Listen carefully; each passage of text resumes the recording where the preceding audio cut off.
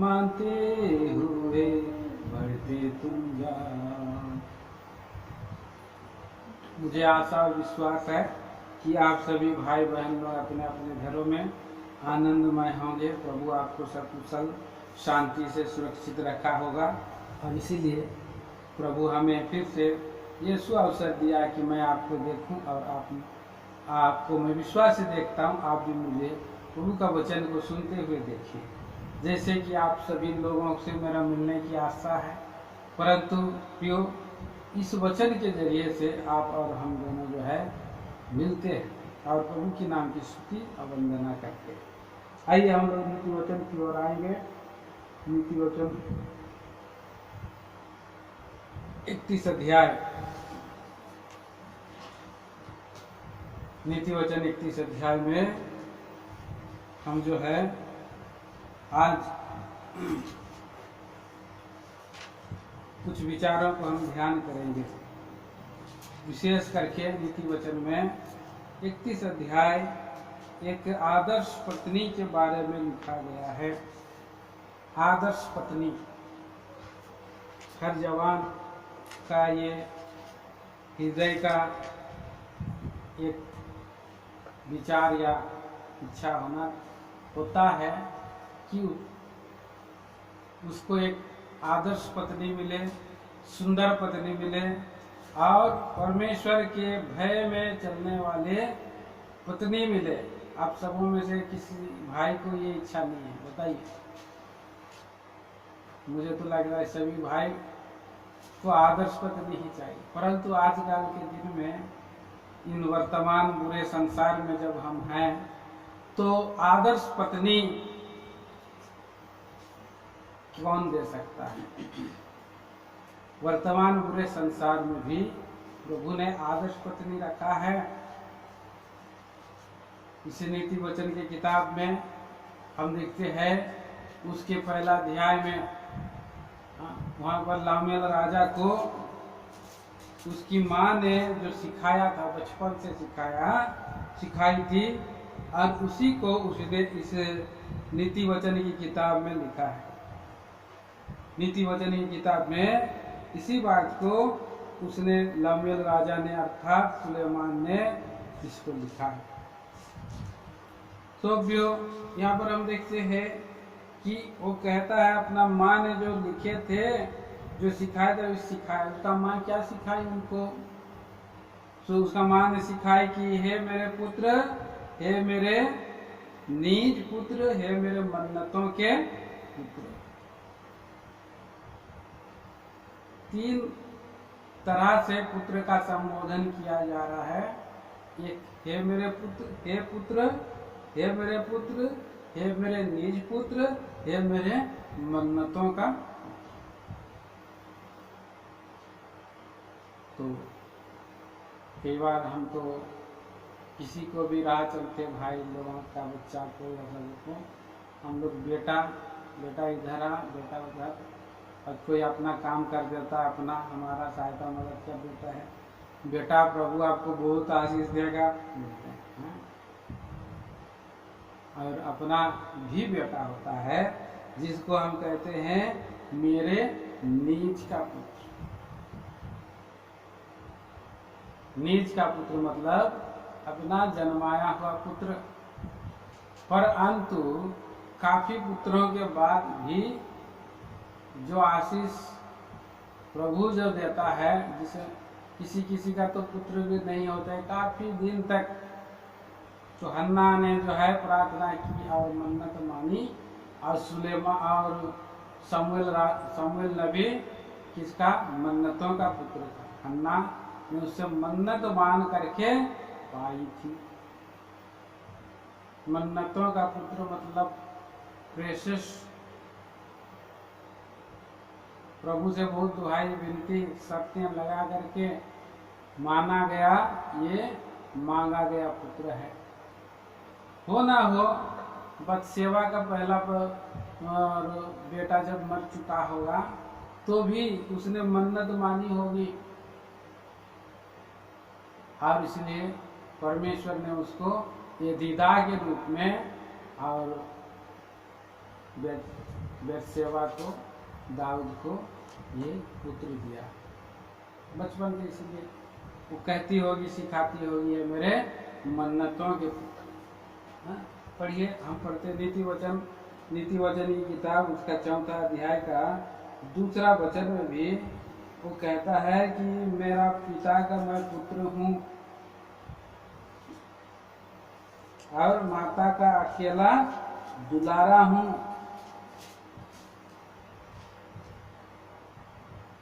कितना बढ़िया है। देखो मैं भी अपने पिता का पुत्र था और माता का अकेला दुलारा था। हाँ, पिता का पुत्र और माता का अकेला दुलारा, जिसको काफी मशक्कत से मिला हुआ बच्चा को, मन्नत से मिला हुआ बच्चा को, उसको बहुत प्यार आता है, दुलार आता है और उसका चिंता आता है। क्यों ना, बच्चा है, अपना है, आना चाहिए। प्रभु भी हमको ऐसा ही प्रेम करता। अकेला दुलारा पुत्र को जब दे दिया, जब परमेश्वर अपना निज पुत्र को भी रख नहीं छोड़ा। परमेश्वर ने हमसे ऐसा प्रेम किया कि उसने अपना एकलौता पुत्र को दे दिया। जबकि उसने अपना निज पुत्र को रख नहीं छोड़ा तो और क्या कुछ ना प्रभु देगा, जरूर देगा। प्रियो, तो यहाँ पर कुछ इंस्ट्रक्शन अपने और जिससे प्रेम करते हैं अपना बेटा को, और अच्छी सलाह दिया है। राजा लोगों को अच्छी सलाह जो है कि आप देता है, उसकी मम्मी दे रही है राजा को। क्या सलाह है? 2 वचन 3 वचन हम पढ़ते हैं। अपना बल स्त्रियों को ना देना, अपना जीवन उसके वश में ना कर देना जो राजाओं का पौरुष को खा देता है। 2 बातों के लिए उसने जो है और समझाया और मना किया है उनकी मम्मी ने। कौन सा वचन? कौन सा? पहला, वेश्यागामी, मतलब दूसरे स्त्री को के पास मत जाना और पियक्कड़ नहीं हो। कारण क्योंकि यहाँ लिखा है कि उनको जो है राजाओं को शोभा नहीं देता, और कारण कि उनको जो है जो राजाओं का जो नीति नियम के अनुसार वो लोग अन्याय कर सकते हैं, न्याय बिगाड़ सकते हैं, और तीसरा परमेश्वर को भी भूल सकते हैं। इस कारण से स्त्री और दाखमधु 2 चीजों के लिए मना किया, 2 चीजों के लिए मना किया गया। तो यहाँ पर हम देखते हैं हमें प्रभु राजा बनाया, राजपदधारी याजकों का समाज बना। राजा और याजक लोगों को दाग मधु न पीना है, न ऐसे स्त्रियों के पास जाना है जो कि योग्य नहीं है, जो पौरुष खा सकते हैं, बिगाड़ सकते हैं। इस तरह से हम देखते हैं। और आगे हम देखते हैं तो उसके अंतर्गत बाद में हम यहाँ पढ़ते हैं कि एक माता को उसका एक अच्छा और आदर्श पत्नी मिले, अपना बेटा को, और उसकी माता को एक आदर्श बहू मिले। इसके लिए उसने जो है 10 पद से लेकर के और उसके 31 वचन तक एक आदर्श पत्नी का जो गुण स्वभाव है, जो विशेषताएं है, यहाँ पर इस अध्याय में लिखा 10 पद से लेकर के उसके 31 पद तक। तो आप सभी को, जवानों को, आज किसको चाहिए?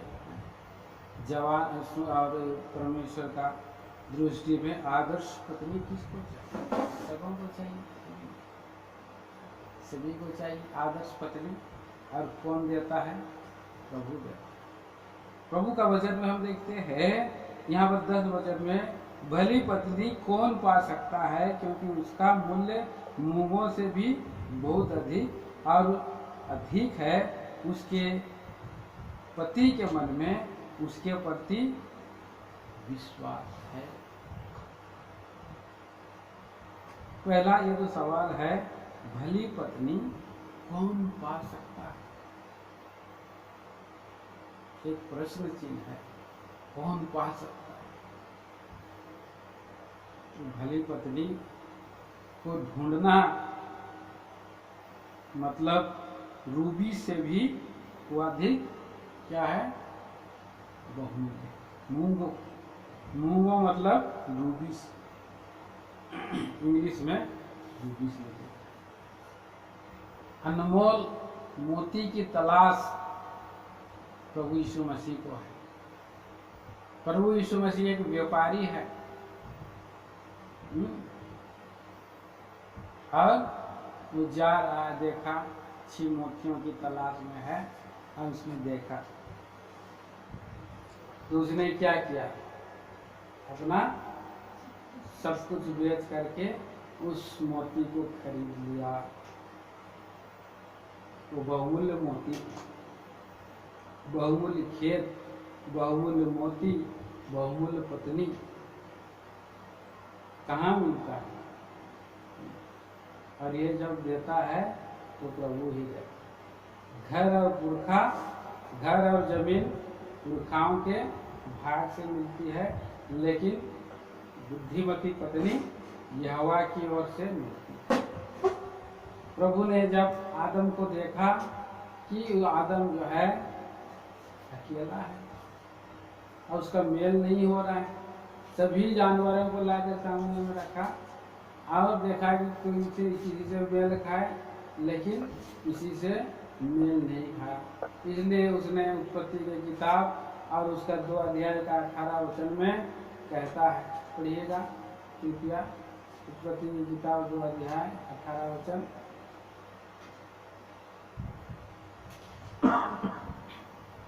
फिर यहोवा परमेश्वर ने कहा, हाँ आदम का अकेला रहना अच्छा नहीं है। हाँ मैं उसके लिए एक ऐसा सहायक बनाऊंगा जो उससे मेल खाए।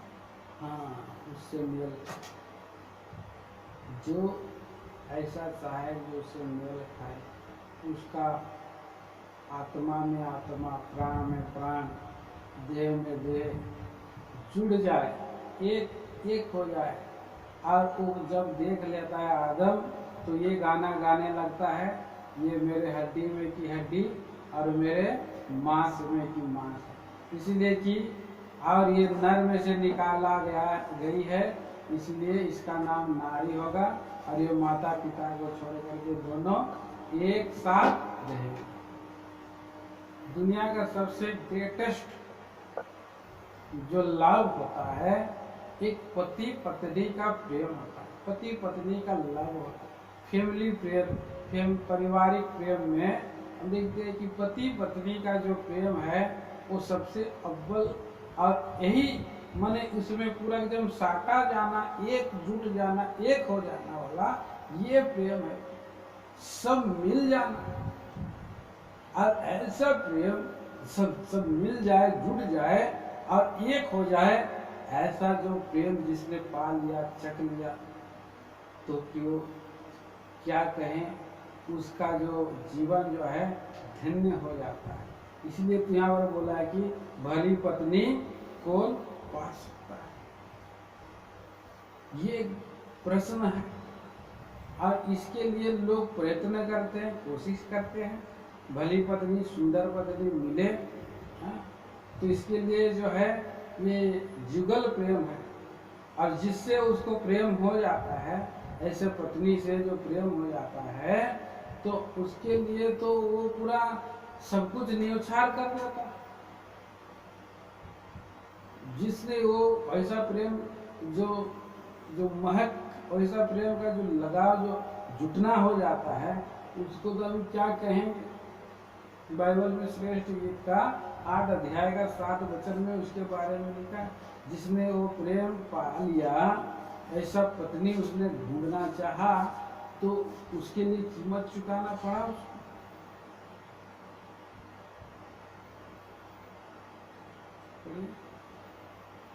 पानी के बाढ़ से प्रेम नहीं पूछ सकता। हाँ, वो प्रेम, वो जो है आंतरिक जो प्रेम है, पति पत्नी का प्रेम है, हाँ, वो प्रेम ऐसा पानी के बाढ़ से भी नहीं बुझ सकती, न महानदों से डूब सकता है, न महानदों से डूब सकता है। यदि कोई अपने घर की सारी संपत्ति, यदि घर की अपनी सारी संपत्ति प्रेम के बदले दे दे दे तो भी अत्यंत तुच्छ ठहरेगी। अत्यंत तुच्छ है।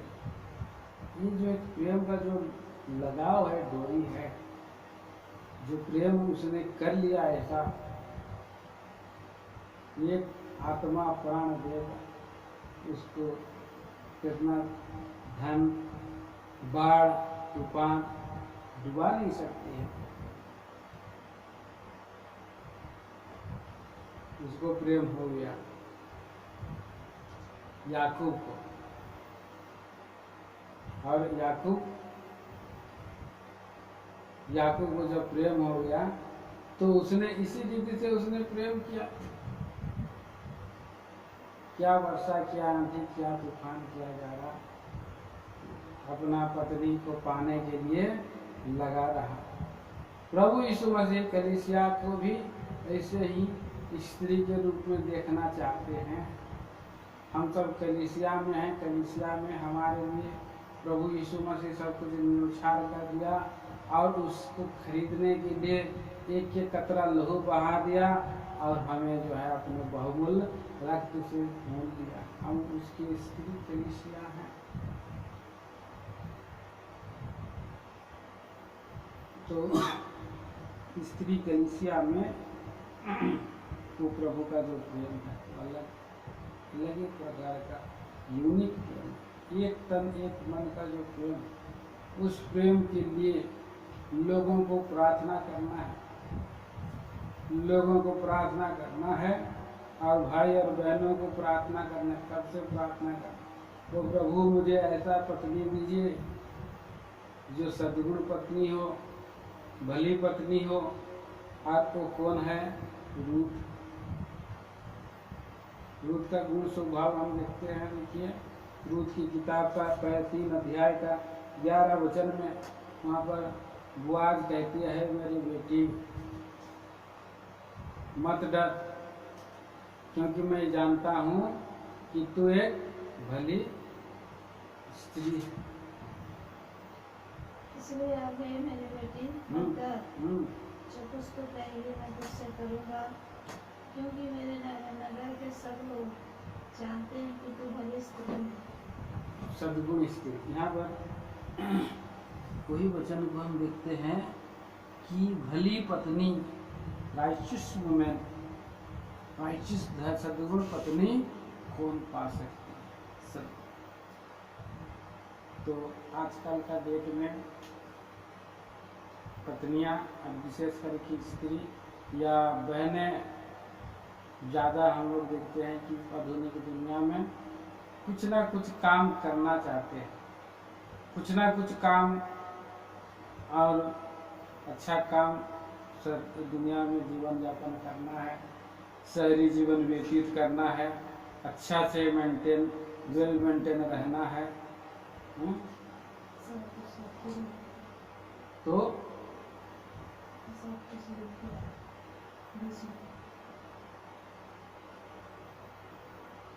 हमें ऐसा सुंदर पत्नी जो है चाहिए, बोल करके कोशिश करते हैं।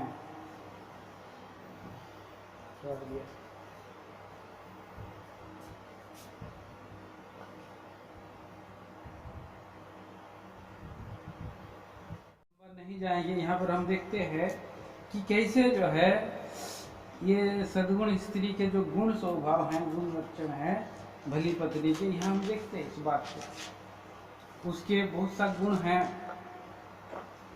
नैतिक गुण हम देख लेते हैं। हाँ, यहाँ पर हम पढ़ते हैं कि उसके पति के हृदय में भरोसा रहता है।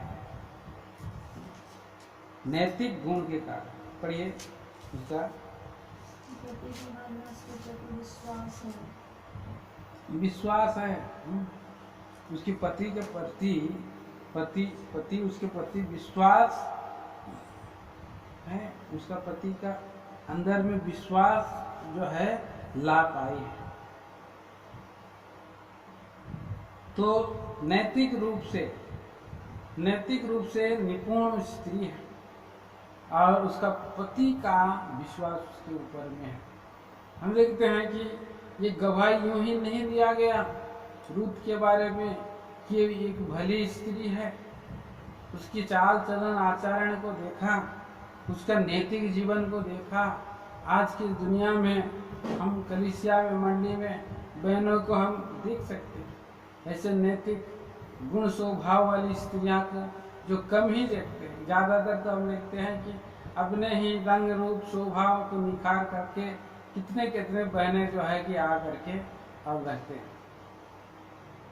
पर ये नैतिक गुण का स्वभाव वाली स्त्री का मोल अनमोल है। उसकी जो है नैतिक गुण है। दूसरा विशेषता है वो अनमोल स्त्री है। उसके पति में आत्मविश्वास है, उसके ऊपर में भरोसा है। तीसरा हम देखते हैं 11 वचन में वो क्या है, उसको लाभ की घटी नहीं होती। और 12 वचन भी अपने जीवन के सारे दिनों में उससे बुरा नहीं पर भला ही व्यवहार करती है। हाँ, तो ये जो है 11-12 में हम देखते हैं जीवन के सारे दिनों में वो पत्नी क्या करती है, बुरा नहीं भला ही व्यवहार करती है, विश्वास योग बने रहती है और भलाई को दिखाती है। स्वभाव से ही भली और सच्ची है। और इतना ही नहीं, वो जो है प्रवीण भी है। 13 पद में पढ़िए। अपने हाथों से प्रसन्नता के साथ काम करते हैं। वाह, वो जो है ऊन और सन ढूंढ कर अपने हाथों में प्रसन्नता के साथ काम करती है। जिस जगह में हम लोग की जो घटना है उसके बारे में देखते हैं कि वो कामचोर स्त्री नहीं है, वो काम करने वाली स्त्री है, परिपूर्ण और प्रवीण स्त्री है। वो उसको और करना काटना और ये करना सब काम करना उसको आता। आज हम देखेंगे सिस्टर आप थोड़ा सा चाय बना के दीजिए, तो चाय में कभी नमक ज़्यादा हो जाता है, कभी चाय में चीनी कम हो जाता है, कई बार जो है कि झाड़ू मारते हैं तो कोना कोचा में रह जाता है। कई बार जो है कितने कितने काम को हम देखते हैं कि बहनों को कर नहीं पाते। थोड़ा रोटी बनाए बोलते रोटी आधा जल जाता है।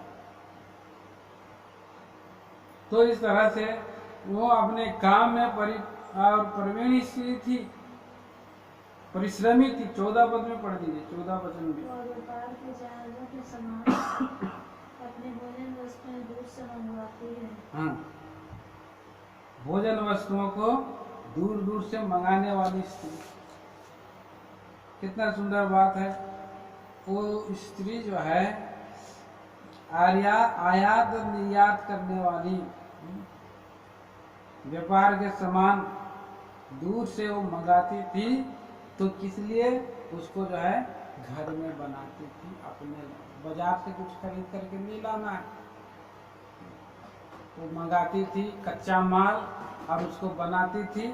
और उसका 26 वचन में क्या है, 26 वचन में लिखा है 24 वचन वह सन के वस्त्र बनाकर बेचती है। हाँ, और व्यापारी को कमरबंद देती है। तो कमरबंद देती है और व्यापारियों को वो मंगाती है कच्चा माल। हम लोग कई बार हम जब विजिटिंग जाते हैं बहुतों के यहाँ, तो लोग अपना हाथों से बना करके दे देंगे, लेकिन बाजार से लेके आ जाएंगे सिंघाड़ा, आलू चौक, गुपचुप। हाँ, और यहाँ पर हम देखते हैं कि वो कोई भी काम जो है कि अपना एक सद्गुण स्त्री का स्वभाव घरेलू कामों के प्रति और घर में जो कुछ भी बनाया हुआ चीज़ों को वो ना केवल वो अपना इस्तेमाल करती है, लेकिन वो दूसरों को भी जो है वो सेल कर रही है, दे रही है। कितना सुंदर ये गुण है उसका, कितना सुंदर ये एक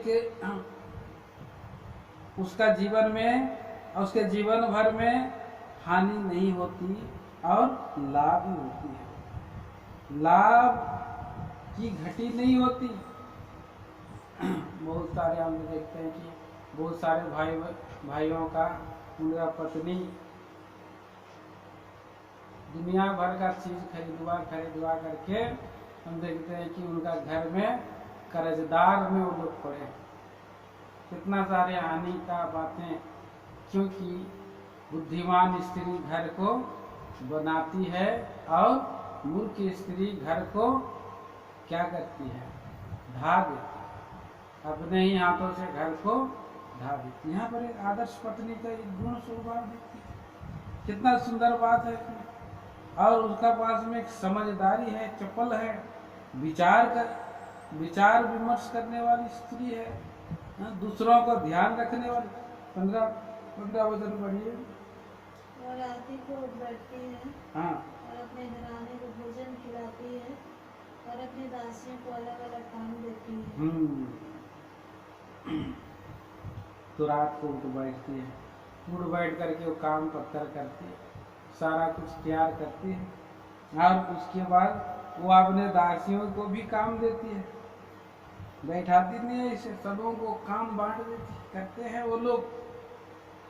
कितना सुंदर इसका गुण स्वभाव ये स्त्री का है। और ये जो है 16 वचन में हम पढ़ते हैं, 16 वचन, के विषय में सोच विचार करती और उसे मोल ले लेती है। हाँ, और अपने परिश्रम के फल से दाग को बांधने लगती है। अपने परिश्रम के बाल से, अपने परिश्रम से दाग की बारी को लगाते। हमारा प्रभु हमें जो है कि मोल लिया है, हम लोग प्रभु का एक खेत है, हम परमेश्वर की खेती हैं, परमेश्वर की रचना है। प्रभु यीशु मसीह के लहू के द्वारा से खेत खरीदा गया, हमें खरीद लिया गया है।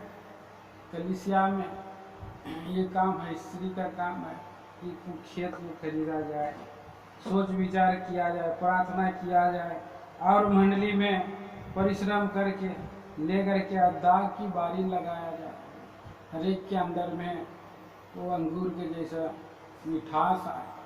कलीसिया के अंदर में भाई बहन लोगों के अंदर, ये किसका काम है? कलीसिया का काम है। कलीसिया में रहने वाली विश्वासी भाई बहनों का काम है, स्त्रियों का काम है कि वहाँ और वो एक विचार एक बुद्धिमानी के साथ, समझदारी के साथ आत्माओं को लाभ करें, कैसे हम जीवन में ये एक ऐसे जो प्रभु यीशु मसीह का जो कुलीन है, कलीसिया का एक काम है।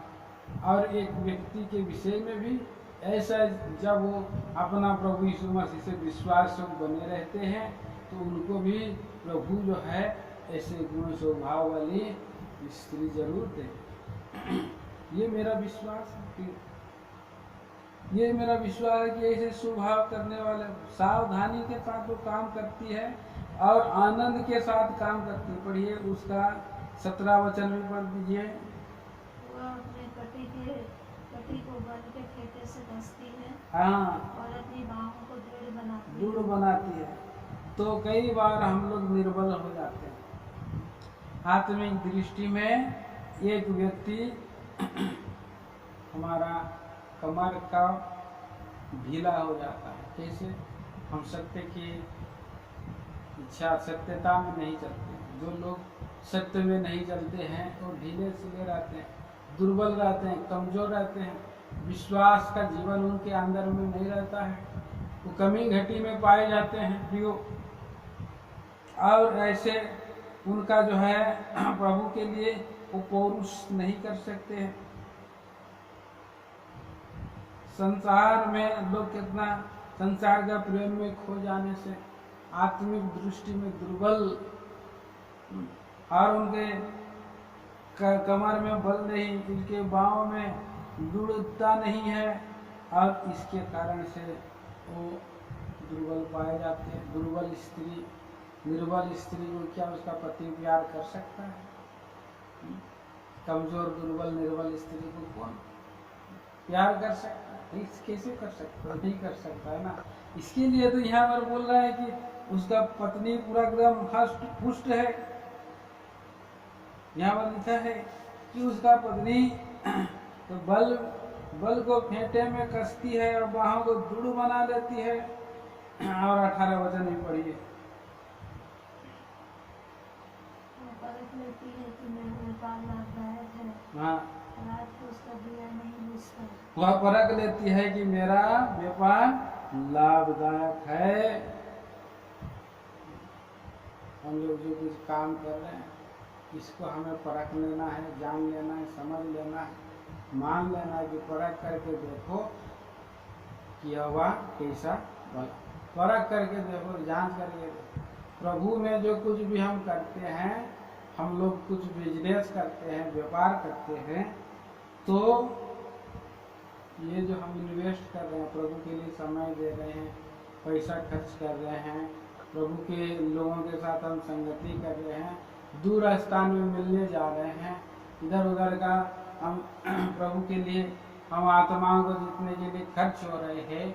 क्या ये जो हम कर रहे हैं ये घाटा का है क्या? हानि का है क्या? नहीं, ये प्रभु में इन्वेस्ट है। ऐसे जो लोग हैं जो छितरा देते हैं उनकी कुछ घटी नहीं होती। तो परख लेना है, जान लेना है कि हमारा सौदा घाटे का नहीं। तो ये स्त्री इतना समझदार और सद्गुण स्त्री है, कहाँ पर क्या इन्वेस्ट करना है, कैसा करना है। और ये स्त्री रात का समय में है, अभी आशा का दीपक जल रहा है, सूरज नहीं निकला धार्मिकता का। रिवार्ड जब दिन में आएगा तभी रिवार्ड मिलेगा, तभी प्रतिफल मिलेगा। अभी हमको जो है इन्वेस्ट करना है, प्रतिफल की आशा तो है, सुबह तो है, मिलेगा, सुबह देगा प्रभु। और ये परख लेती है और आनंद के साथ वो काम करती है। 18 वचन भी पढ़िए, 18 पढ़िए, 19 वचन पढ़िए। हाथ लगाती है और चरखा पकड़ती है। वह दिन के लिए मिट्टी खोदती है और गरीबों को संभालने के लिए हाथ लगाती है। तो ये परख लेती है। ये प्रभु का वचन में हम देखते हैं कि इस तरह से वो एक निपुणता के साथ काम करती है। और इतना ही नहीं, वो सद्भावना वाली स्त्री है, वो सद्गुण स्त्री है और परोपकारी स्त्री है। 20 वचन में पढ़ लीजिए। वह दीन के लिए मुट्ठी खोलती है और दरिद्र को संभालने के लिए हाथ बढ़ाती है। अनुग्रह करने वाली स्त्री प्रतिष्ठा नहीं खोते हैं और उग्र लोग भी जो है धन नहीं खोते। यह अनुग्रह करने वाली दयालु स्त्री है, जहाँ पर जितना मदद करना है उसको वो हाथ बढ़ाने में पीछे नहीं रखती है। तो ऐसा ये सुंदर स्वभाव स्त्री का होना है। दयावंतों के लिए प्रभु यीशु मसीह दया बनते हैं। हमारा प्रभु यीशु मसीह अनुग्रहकारी है, दयालु है, जो दया का धनी है। हमारा परमेश्वर पिता जो कंगालों पर दया करता है, परमेश्वर को उधार देता है। प्रभु का वचन में हम इस तरह से स्त्री का गुण स्वभाव, एक सद्गुण स्त्री का गुण स्वभाव है, दयालुपन भी है और वो दूरदर्शिता स्वभाव उसके पास है। 21 पद पढ़िए।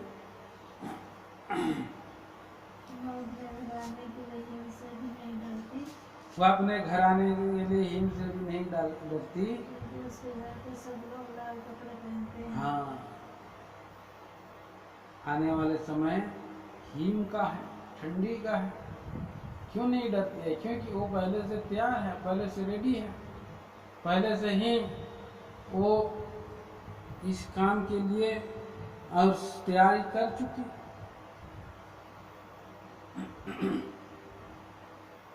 समय पर ही सब कुछ प्रबंध कर चुकी है, तो इसके लिए क्यों चिंता करना है। शीतकाल में परिवार के स्वस्थ और आराम के विषय में चिंतित नहीं रहती। उसने अपनी सुरक्षा का आवश्यक सारा प्रबंध कर ली है, जो कुछ उसने प्रबंध की है।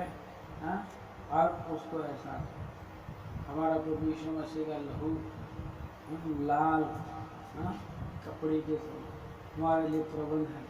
हर एक जगह में कई बार हमें प्रबंध इसका लहू का है।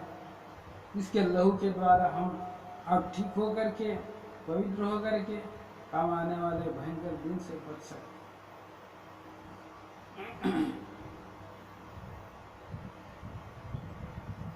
अब पढ़िए उसका 22 वचन भी पढ़िए।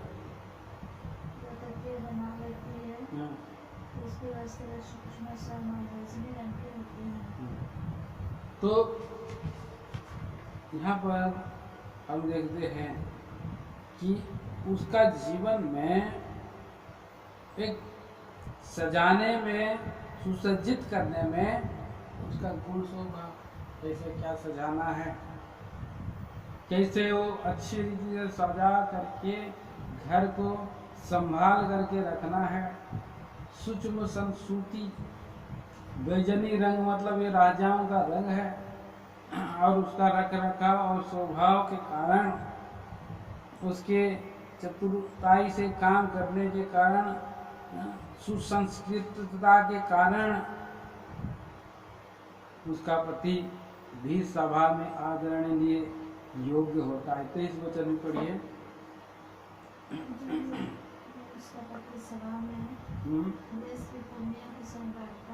देश के पुण्यों के संग बैठता है, उसका सम्मान होता है। किसके कारण होता है? उसके पत्नी के कारण होता है। सभा में जब उसका पति बैठता है उसका सम्मान होता है, क्योंकि वो सब कुछ जो है कि करीने से, सिस्टम से सब सज संवर करके सब कुछ को व्यवस्थित करके उसका पति को भी और भेजता है। कितना सुंदर यहाँ पर बात है। उद्योगी समृद्ध उसका जीवन है। और पढ़िए, और हम पढ़ेंगे उसका 25 वचन और 26 वचन पढ़िए। तो अपना बल और प्रताप का पहरावा पहने रहती है, हाँ, और आने वाले काल पर हंसती है। हाँ। तो बल और प्रताप का पहरावा पहनती है। वो एक शोभायमान स्त्री है। नम्रता उसका गहना है। नम्रता उसका स्वभाव में है, गहना में है। पहला पतरस के किताब में हम जब देखते हैं तो वहाँ पर उसके बारे में लिखा हुआ है। पहला पतरस के किताब उसका 3 अध्याय 1 से 6 वचन में हम देखते हैं कि पुराना समय की जो स्त्रियाँ थी उनका श्रृंगार दिखावटी नहीं था। उनका श्रृंगार कैसा था? पढ़िए।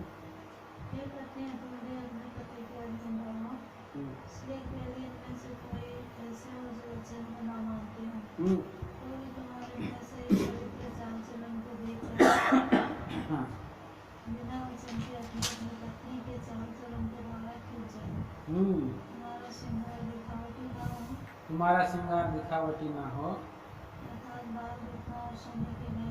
हाँ, भांति के कपड़े पहनना, हाँ, तुम्हारा छिपा हुआ गुप्त मनुष्यत्व, नम्रता और मन की दीनता के विनाशी सजावट से सुसज्जित रहे, क्योंकि परमेश्वर की दृष्टि में इसका मूल्य बड़ा है। इसका मूल्य पूर्व काल में पवित्र स्त्रियां भी परमेश्वर पर आशा रखती थी, अपने आप को इसी रीति से संभालती और अपने पति के अधीन रहती थी। ऐसे सारा बस इसी तरह से हम देखते हैं प्रियो, कितना सुंदर ये पुराना नियम में पुराना लोग ऐसा सजती सवरती, दीनता, शोभा, महिमा, दिखावटी पर नहीं था। बाल गूंथना, गहना पहनना, ये वो करना, लिपस्टिक लगाना, ये सारी बातें जो नहीं थी उनके पास, और वो नम्र भी थी। आज किसी को नौकरी मिल गया, उसका तो सिर जो है ऊपर ही रहता है, घमंड से भरे रहते हैं। तो अपना पति को भी वो झुकाने चाहते हैं, लेकिन वो एक ऐसा सुसज्जित स्त्री हम देखते हैं। हमारा प्रभु के लोग भी ऐसे ही नम्र और दीन बने रहने से प्रभु को शोभा मिलता है और प्रभु को नाम की महिमा मिलती है। और बुद्धि की बातें बोलती है, जो भी बोले 26 वचन में लिखा है, वह बुद्धि की बात बोलती है और उसके वचन कृपा की शिक्षा के अनुसार होते हैं। बुद्धिमान स्त्रियां, मूर्ख स्त्रियां क्या करते हैं? बकबक करते हैं। नीति वचन की किताब में ही लिखा है, मूर्ख स्त्रियां क्या करती हैं?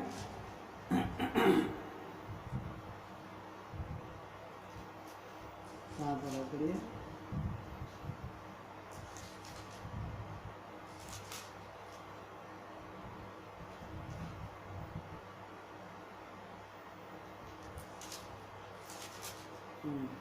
कहीं पर हम याद चलते रहिए। वहाँ पर क्या है कि मूर्ख स्त्रियां बक बक बक बक करते हैं, बुद्धिमान स्त्रियां बक बक बक बक बात नहीं करें। उनका शब्द में एक प्रकार का वजन रहे, थोड़ा बोलेंगी और उसका बात का पालन होगा, उसका बात को रखा जाएगा। तो पौलुस प्रेरित भी तीमुथियुस को कहा कि स्त्रियों से, जवान स्त्रियों से कैसा व्यवहार करना बता। बहुत सारा स्त्रियां जो है बक बक बक बक करती हैं, घर घर घूमती हैं और दोषी ठहरती हैं, लेकिन बुद्धिमान स्त्री उसकी बातें में शालीनता और शोभा होती है, और उसके मुंह से जब बातें निकलती है तो कृपा के शिक्षा के अनुसार होते हैं। कृपा के शिक्षा के अनुसार उनकी बातें होते हैं, और वो अपने घराने के चाल चलन को ध्यान से देखती है, और अपने रोटी बिना परिश्रम नहीं खाती। तो घराने का ज़्यादातर जिम्मेदारी जो है वो बुद्धिमान पत्नी के ऊपर में ही पड़ता है, क्योंकि पति तो बाहर का कामों में ज़्यादा बिजी रहते हैं, मशगूल रहते हैं। और किसी ने अगर किसी लड़का ने अगर गलती कर दिया या कहीं पर कुछ गलत हो गया तो लोग डांटते हैं, तो क्या बोलते हैं? तुम्हारा मम्मी कौन है? तुम्हारा मम्मी नहीं सिखाई। तो गलती होने से किसका दोष आती है? मम्मी के ऊपर। और अगर वो अच्छा जो है और काम करेगा तो गलती और अच्छा के लिए, अरे किसका लड़का है, बाप कौन है? तो इसीलिए ज्यादा जिम्मेवारी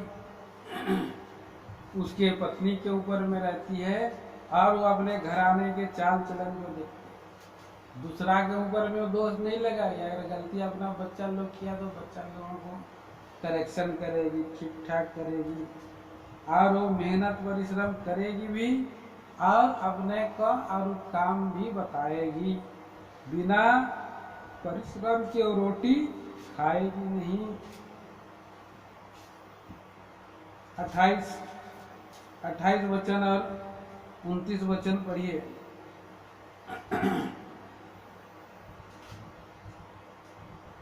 उसका पिता उठकर उसको धन्य कहते हैं। हाँ। उसका पति भी उठकर उसका इसी प्रशंसा करता है। हाँ। और स्त्रियों ने अच्छे काम तो किए हाँ। हैं, परंतु तू उन सबों में श्रेष्ठ है। उन सबों में तू श्रेष्ठ है, बोलिए। उसकी उसके जो बच्चे लोग हैं वो भी परमेश्वर का शिक्षा को ग्रहण करके चले हैं, क्योंकि बचपन से ही उसका माँ ने इसे सिखाई है। उसके बच्चे उनका आदर करते हैं, क्योंकि माँ का जो बुद्धिमानी, जो सद्गुण स्वभाव है, जो अच्छी रीति से वो बच्चों को, घर वालों को, बाहर का, खेत का सारा काम को जब वो लोग देख बूझ करके उसकी गरीबों के प्रति दया, नम्रता और बुद्धिमानी से बातें करना, ये सब बातों को देख करके उसके बच्चे लोगों भी उनका जो है गुणगान करते हैं। मेरी मम्मी के जैसे कोई मम्मी नहीं, मेरा माँ का जैसा कोई मम्मी नहीं है बोलेगी। और उसका पति भी उठकर प्रशंसा करेगी। बहुत सारी स्त्रियों ने अच्छे अच्छे काम किए हैं, परंतु उन सबों से मेरा पत्नी जो है श्रेष्ठ है। कितना सुंदर बात, कितना बड़ा ये तारीफ की योग्य बात। ऐसे स्त्री के लिए हमें प्रार्थना करना है। ऐसा नहीं कि स्त्री का बाहर का सुंदरता दिखाई दिया और उसके पीछे में आप लोग साइकिल, मोटरसाइकिल लगा के घूमने के लिए दौड़ गए, एक कोना वो कोना खड़े हो गए। क्या है वचन आगे क्या लिखा है 30 वचन में? शोभा तो झूठी और सुंदरता व्यर्थ है। ऊपर जो शोभा तो झूठी और सुंदरता व्यर्थ है, पर जो स्त्री यहोवा का भय मानती है उसकी प्रशंसा। केवल शोभा और सुंदरता में नहीं चले जाए। डुप्लीकेट शोभा सुंदरता होता है, क्षण भर का होता है, हमेशा का नहीं रहता है। इसीलिए 6 महीना, साल 2 साल जाता है, परिवार टूट जाते हैं, क्योंकि केवल शारीरिक अट्रैक्टिव आकर्षण को देख करके लोग जिद कर बैठते हैं, मुझे तो यही पत्नी चाहिए, यही पत्नी चाहिए। बाद में उसका पति को मालिश करवाएगी, उसका पति का कभी वो मालिश नहीं करेगी पत्नी, लेकिन पत्नी मालिश करवाते रहेगी, खाना बनवाते रहेगी, झाड़ू मरवाते रहेगी, बच्चा खिलाते रहेगी, खिलाते रहेगा उसका बच्चा भी। और जाएगी वो काम करने के लिए जींस पैंट पहन कर। कितने कितने ऐसे हैं, अरे मैं तो ऐसे ही थी तो तू काहे पसंद कर ली मुझको, क्यों पसंद करा? मैं तो पहले तो मैं जानते हैं कि मेरा पैंट शर्ट मैं पहनती हूँ, मैं काम करती हूँ, लिपस्टिक सुंदर सुंदर चीज़ों को देखा, पसंद कर लिया, तुम करो घर का काम, मैं तो घर का काम नहीं करूँ, बेडशीट को अच्छा से लगाओ, ये सब बोलेगी। तो उसके पास परमेश्वर का भय नहीं रहे। इसलिए यहाँ पर बोल रहे हैं शोभा तो झूठी और सुंदरता व्यर्थ है, पर जो स्त्री यहोवा का भय मानती है उसकी प्रशंसा की जाए, उसके हाथों के परिश्रम का फल उसे दिया जाए, प्रभु सहायता करे। कैसे सुंदर स्त्री के लिए ये लमुएल की मम्मी समझा रही, क्योंकि एक स्त्री ही एक सही स्त्री का निर्णय और चुनाव कर सकती है। इसलिए उनको जो है इंस्ट्रक्शन दिया जा रहा है, निर्देश दिया जा रहा है, हे मेरे बेटे, हे मेरे पुत्र, हे मेरे निज पुत्र, हे मेरे मन्नतों के पुत्र, तो अपना पुरुष, अपना बल स्त्रियों को नहीं देना, पीना खाना नहीं। राजाओं लोगों को, हाकिम लोगों को पीना और ये और स्त्री ये सब शोभा नहीं देता। इच्छा से रहें। हम प्रभु ने हमें राज पदधारी याजकों का समाज बनाया है, हर एक को याजक बनाया। प्रभु हमें बहुत ऊंची बुला प्रार्थना करेंगे।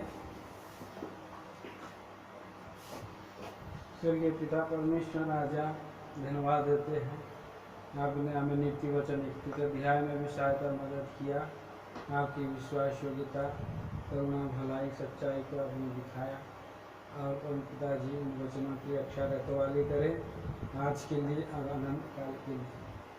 फिर प्रभु जी वचन को चुराना ले शैतान सहायता करे। बहुत लोग अल्लाह का कारण हो मसीह यीशु के नाम में मांगते। आमीन। अब प्रभु यीशु मसीह का अनुग्रह, परमेश्वर पिता का प्रेम, पवित्र आत्मा की मीठी गहरी सहभागिता अब से सदा सर्वदा होता रहे। आमीन। जय मसीह।